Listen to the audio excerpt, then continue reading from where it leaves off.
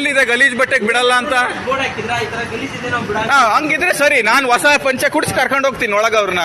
ಬಟ್ಟೆ ಗಲೀಜಾಗಿದೆ ಅನ್ನೋ ಕಾರಣಕ್ಕೆ ನೀವು ಒಳಗ್ ಬಿಡಲ್ಲ ಅಂತಂದ್ರೆ ನಾನು ಹೊಸ ಬಟ್ಟೆ ಕೊಡಿಸ್ತೀನಿ ಅಂತ. ಬಟ್ಟೆ ಸರಿ ಇಲ್ಲ ಅಂದ್ರೆ ಯಾಕ್ರಿ ಹೊಸ ಬಟ್ಟೆ ಕೊಡ್ಬೇಕು? ಏನಾದ್ರು ರೂಲ್ ಮಾಡಿದಾರಾ? ಹೊಸ ಬಟ್ಟೆ ಗರಿ ಗರಿ ಬಟ್ಟೆ ಇಸ್ತ್ರಿ ಹಾಕ್ಬಿಟ್ಟು ಅದಕ್ಕೆ ಒಂದಷ್ಟು ಗಂಜಿ ಸುರಿದ್ಬಿಟ್ಟು ಬಟ್ಟೆನ ಐರನ್ ಮಾಡ್ಕೊಂಡು ಬರ್ಬೇಕು ಅಂತ ಮೆಟ್ರೋ ಏನಾದ್ರು ರೂಲ್ಸ್ ಮಾಡಿದ್ಯಾ? ಇಲ್ವಲ್ಲ. ಹೊಸ ಬಟ್ಟೆ ಯಾಕೆ ಹಾಕ್ಬೇಕು? It is their duty. Entry ಕೊಡೋದು ಅವರ duty. First of all Kannada ಬರಲ್ಲ ಅವ್ರಿಗೆ. ನಮ್ಮ ಮೆಟ್ರೋದಲ್ಲಿ ಕನ್ನಡ ಬರೋರ್ಗೆನೆ ಕೆಲಸ ಇಲ್ಲ, ಕನ್ನಡಿಗರಿಗೇನೆ ಕೆಲಸ ಇಲ್ಲ ರೀ. ಎಲ್ಲ ಬೇರೆ ಬೇರೆ ರಾಜ್ಯಗಳಿಂದ ಬಂದು ಸೇರ್ಕೊಂಡಿದ್ದಾರೆ. ಅವ್ರಿಗೆ ನಮ್ಮ ರೈತರ ಬೆಲೆ ಗೊತ್ತಿಲ್ಲ, ನಮ್ಮ ಕನ್ನಡ ಭಾಷೆಯ ಬೆಲೆ ಗೊತ್ತಿಲ್ಲ. ನಾವು ಅವ್ರ ಭಾಷೆಯಲ್ಲಿ ಮಾತನಾಡ್ಬೇಕು. ಹೊಸ ಬಟ್ಟೆ ಏನಕ್ಕೆ ಹಾಕ್ಬೇಕು? ಅದೇ ಬಟ್ಟೆಲಿ ಎಂಟ್ರಿ ಕೊಡ್ಬೇಕಲ್ವಾ ಅವರು? ಕೆಲಸ ಮಾಡಿ ಇನ್ಮೇಲೆ ಮೆಟ್ರೋದವರು ನೀವು ಫುಲ್ ಸೂಟು ಬುಟ್ಟು ಹಾಕೊಂಬನ್ನಿ.